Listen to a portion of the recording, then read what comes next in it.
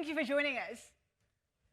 Over the last 70 years, the US played a key role in building the global trading system.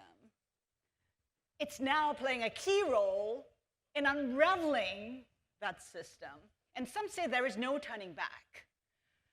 What the US has done with its interventions, with its moves, with tariffs, are basically now testing the global trading system. And they say this is the biggest test since the Great Depression. Of course, we have the right man to talk about it.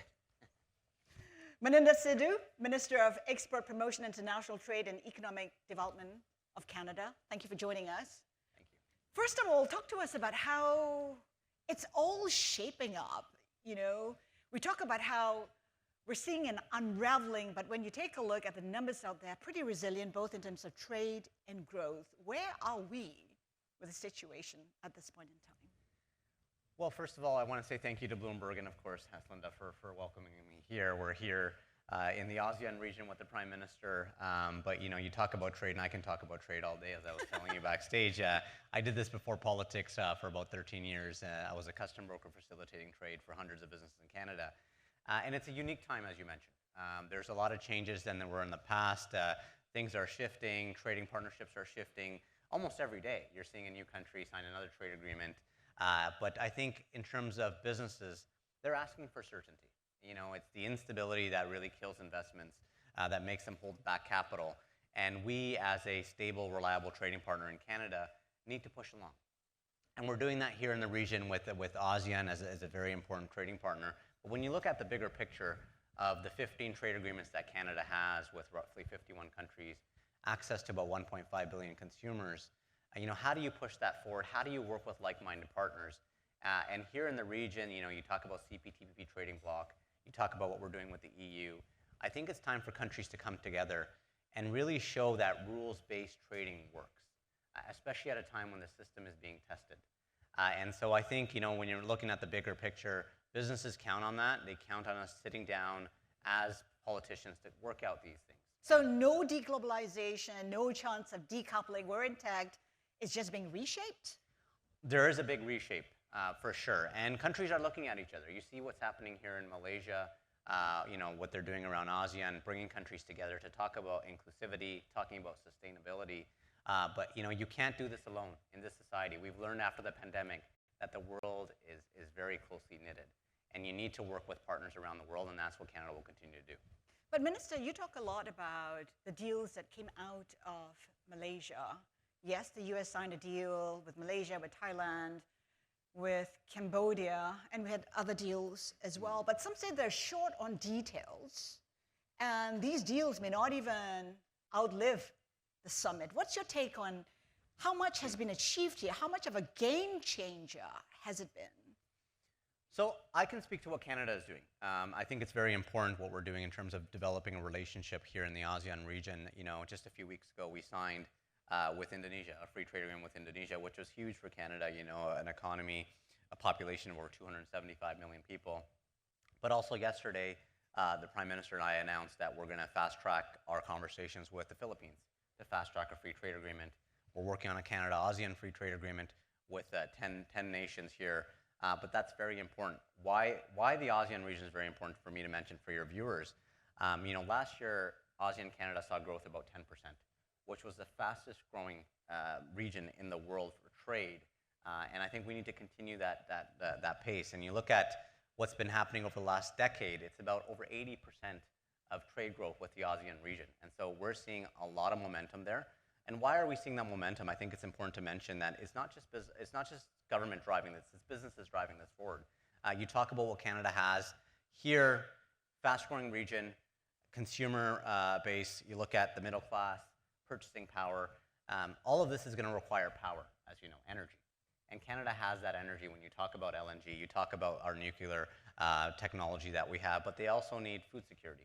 And that's where Canada can play a big role in terms of agriculture. It's beyond fertilizer, it's agri-tech, it's what we're doing, it's our expertise that really what we can offer to the region. But beyond that, it's about aerospace. Here in the region, you're familiar with Bombardier, you're familiar with Airbus. And so what more can we do? And We can sign all the trade agreements we want, but unless businesses use those trade agreements, that's when you really get the needle moving. And that's what I saw from the private sector is, really utilization matters. You can sign a trade agreement, but you need to get businesses on board. Let's unpack some of that. You talk about the trade agreements. You signed one with Indonesia. Who's next in the next 12 months? I mean, what can we expect? Yeah, and so I mentioned the Philippines, of course. So that's going to be a trade agreement signed? That's right. We're aiming to get it done next year. We're aiming to get Canada, ASEAN done next year. Look, we have a very ambitious target. Prime Minister Carney has given me a mandate to expand trade, non-US trade, double that. That's roughly $300 billion of additional trade with non-US partners. I've also been given the mandate to attract investments. We're building these big nation-building projects in Canada, and I think that's important to talk about today as well, because we know there's already a comfort level from Malaysia through Petronas investing in one of the largest LNG projects in our history. So LNG is an area that you're interested in terms of exporting to this part of the world. Any other commitments from countries right now apart from Malaysia? Absolutely, China? Absolutely. Look, I mean, the region needs energy, right? And so could you shed some light on some of the countries that course. have given commitments? So in July, we launched our first LNG Canada facility, our first shipment outside the US. So it was historic for our country. It was a milestone because a lot of our energy supplies went to the US. And in July was our first shipment to Asia. We have a competitive advantage in terms of shipping times, in terms of the clean LNG that we're producing, but it's also nuclear. I was in conversations with my counterparts in Indonesia, in Philippines. Indonesia has over 15,000 islands they need to power with, and they're looking at SMR technology, small modular reactors. In the Philippines, they have over 8,000 islands they need to power, and they're looking at our SMR technology. And it's no longer a myth. SMR has been talked about for a long, long time. And just last week, Prime Minister Carney announced a $2 billion investment in Ontario in the Darlington SMR project, which is the first commercialized SMR project in the G7. And so we are really a leader in terms of energy, and we're looking to this region to buy that energy. And you already see those shipments coming across. The data's all out there, but we can do more. I may have missed the countries in this part of the world that's committing to LNG exports. Yep. So who would they be again? So you look at South Korea, you look at Japan, you look at Malaysia. Of course, there's Singapore's in there as well. And so there's a lot of countries in this region that are purchasing our LNG. And we have a handful of more projects being developed because we have the resources in place. And now we're putting the capital behind it. Investors are coming out from all around the world. Petronas, it's the single largest private investment in our country's history. Over $40 billion to build that LNG facility. Part of the reason you're diversifying in an accelerated way in this part of the world is because of the pressure coming from the US. It's already threatening an additional 10%. If you could shed some light on the kind of impact that may have on the country. Some say that perhaps Canada could be seeing a recession. So when I look at the region, I look at the Indo-Pacific as a whole, it's nothing new to Canada. I mean, we launched our Indo-Pacific strategy a few years ago under a previous administration. We put money behind that, over $2.3 billion. And so Canada has long been looking at this region for growth, but also it's about mutual prosperity. And that's why Canada can have those conversations, because it's never a one-way street with Canada. It's always two-way with Canada. We're not competing, we're complementary economies. And so I think when you look at what's happening down in the US, Canada has been positioning to the Indo-Pacific for a long, long time, and businesses have really been leading that charge. And now as a government, we're making sure we're here, we're present in the region to build on that relationship. And so I think that's very, very important to mention. But the US remains a very important market. What's the Absolutely. next step? How do you counter what's coming from the US? And so when I come to the US, very important trading partner for Canada. We'll always be a trading partner with Canada. Our geography will not change but at the same time, my job as the Minister of International Trade is to look at opportunities beyond the US. There is another minister that does Canada-US trade, Minister LeBlanc. My focus is looking at the rest of the world in terms of what more can we do to diversify our trading partners, what more can we do to attract investments coming into Canada. But coming back to the US, we'll continue to have that conversation. Our workforce, our supply chains are very tightly knit, and that will always be the case.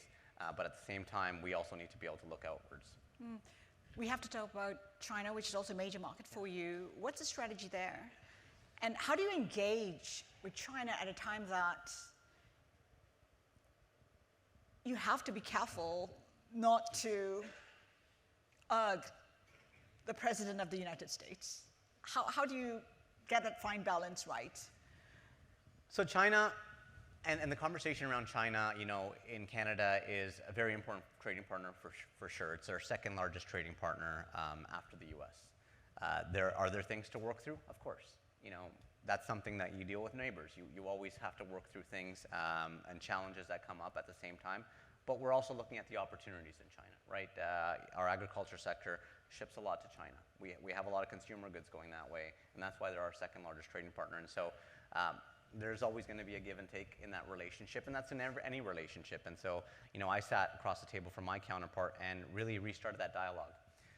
For over 7 years, we didn't have any dialogue with China, and you can't have that in this time. You need to be able to have diplomacy. You need to be able to sit at the table and work through challenges. And so we agreed to restart our JETSI commission to have our officials start talking, working through the challenges, because that's very, very important in terms of dialogue. And what are the challenges? Lots of challenges. I mean, of course, there's challenges, opportunities. We're working through agriculture, our pet food, beef, canola. These are some of the things that we want to work through with China, but it's also looking at the opportunities. What more can we do in terms of finding out the path forward for businesses? Because businesses want us to do work with China, and we as a government have to facilitate those conversations. And what might you sign with China in the next 12 to 24 months? I think it's a constructive, pragmatic conversation. It's really step by step. Where do businesses want us to go? And that conversation is very live right now. But first and foremost, we want to look at the opportunities, but also work through some of the challenges that we have in terms of our market access in agriculture. And are you confident that perhaps China and the rest of Southeast Asia could help counter the drop in trade between Canada and the U.S. So when I in look an expeditious way? When I look at the U.S. and history, Haslinda, I think 25 years ago, trade with the U.S. was at 90%. Now it's around 75%. It's not about replacing the U.S. It's about adding on to what more we can do. And that's where Canada has a leg up. Our diversity in Canada really keeps us connected, the people-to-people ties, and the attachments that Canadians have with this part of the world is very important to utilize. And so when I'm talking to chambers across the country in Canada, they want to do more in the region. But as you know, you got to show up. You got to be present. You got to be here to formulate those relationships, and that's exactly what this government is doing. The thing is this, right? ASEAN is a block of 10 nations, all at different stages of development, all with different levels of regulation. You talk about predictability. Some say there is a lack of predictability among ASEAN nations because they're at different stages. How are you reading into that, and how are you, how is that shaping the way you look at the region? You're right. There's countries of different sizes. We're building up that capacity, and we're here. We've been offering funding to build up that capacity because every country is different in terms of development. And the conversations I'm having with my counterparts yesterday and today is what more can we do to keep up that momentum to get the Canada-ASEAN FTA signed by next year. And we need to keep up that momentum. You saw 11th member come in yesterday, Timor-Leste. Congratulations to them. But the trading bloc is growing. And we also want to grow with that trading bloc as well. And are there targets? Are there targets when it comes to what you want to achieve with the region? Absolutely. I mean, you look at the target that we've set as a government, $300 billion within the next 10 years, and ASEAN will play a big part of that. And I mentioned some of the sectors, but it's also about investment attraction. We passed legislation in June as a government to get major projects built faster. So that means projects that were typically taking 5, 10, 15 years for permitting, we're bringing that down to 2 years, working with provinces, territories, and our indigenous communities. Projects like energy, projects in critical minerals, in our ports. We know in order to get $300 billion of trade out the door to other parts of the world, we need to build that capacity at our ports. And so we're asking, and I'm welcoming investments from all around the world. I'm hosting delegations that are coming to Canada to look at those opportunities. Because we are in a building mode.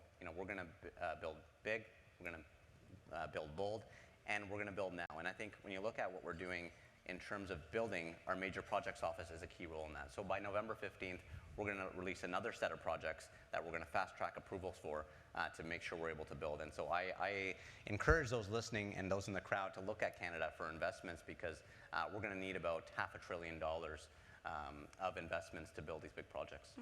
You know, as you make your trips around the world, are you doing business differently in this part versus, you know, Europe, for instance, the African continent? Is there a differentiating way of dealing with the different regions? I think business, from my private sector experience, is a common language. You need to show up. You need to have those relationships. You need to build on those relationships. And so me as a trade minister is the same conversation I'm having with businesses in Europe as when you compare it to here in the region. Businesses need to formulate relationships. You need to be able to have our chambers of commerce comfortable with our trading agreements. Like I said, if they're not able to utilize the trading agreements, they're no good. And so businesses play a key role in this. And so yesterday we had a good meeting with the Canada-ASEAN Business Council, which are doing great work here in terms of building that business-to-business ties. And we need to continue on that because as a government, you can set all the policy you want. And if the businesses are not using it, what good is it? And so we want to make sure we bring businesses along at the same time. And so the Prime Minister and I are having great conversations with the business community here of what more we can do. What's the call to action? Lots of investors who are possibly interested in doing business with Canada. Yeah. What's the call to action for them? And where are the biggest opportunities, under-leveraged opportunities at the moment? I'm going to be shameless in my plugs for Canada because Go ahead. I am the chief salesman for Canada. Look, it's not just coming from me. IMF has recently said that Canada is going to be one of the fastest growing economies in the world when you look at the forecasting. And we're going to be building big projects. Our Prime Minister is very focused in getting things going. And we're going to require a lot of partners to come from around the world. And they're already familiar with Canada. There's a level of comfort already there in our energy projects, in our ports. You see DP World from Singapore, big investments in Canada. There are others that are investing in Canada. But we need to have partners to do this, and we can't do it alone. And that's where Canada is open for business. And I want to say those who are listening that come to Canada, explore the opportunities we have, what the world needs. Apart from energy? Energy, you talk about agriculture, you talk about our innovation in AI. This region is going to lead to a lot of data centers. What's going to power those data centers is Canadian energy, and we need to build on that partnership, but also AI. Canada is the godfather of AI. And as Canadians, you'll notice this, Haslinda, we're very modest. We don't like to brag. But I think it's time to start bragging about what we have to offer here in the region because, countries are becoming more ambitious. They're becoming more aggressive. And we need to match that same energy as Canadians as well. I do want to pick up on data centers because that is a growing business and there's a lot of appetite for AI. Powering those data centers has become really key. How are you looking at ensuring sustainability and how are you teaming up? What kind of partnerships are you looking at when you take a look at projects, for example, in JB of Malaysia? And I think, it comes back to sustainability. You're correct. And Canada has some of the cleanest LNG in the world to power these data centers. But we're making sure we're partnering up with partners all around the world. You speak of the Middle East. We're looking at signing a foreign investment promotion and protection agreement with the UAE. I was just in Ecuador. I relaunched Mercosur conversations with Brazil and that region. And so we're leaving no stone unturned in terms of making sure that Canada is at the forefront of this. Because there is a digital transition, as you're seeing firsthand. Everyone's seeing that. And what role can Canada play in this? And we have the expertise. There's a lot of data centers that are opening up in Canada because of our climate. Our cooler climate, as you know, energy costs in some parts of the world are not as competitive as Canada. And so we are attracting a lot of foreign direct investment at the same time, but there's a role to play with partners here in the region as well. And are you in conversations with the partners here? Possibility of tie-ups in the next 1-2 years? Absolutely, those conversations. Where exactly? Would Malaysia be one of them?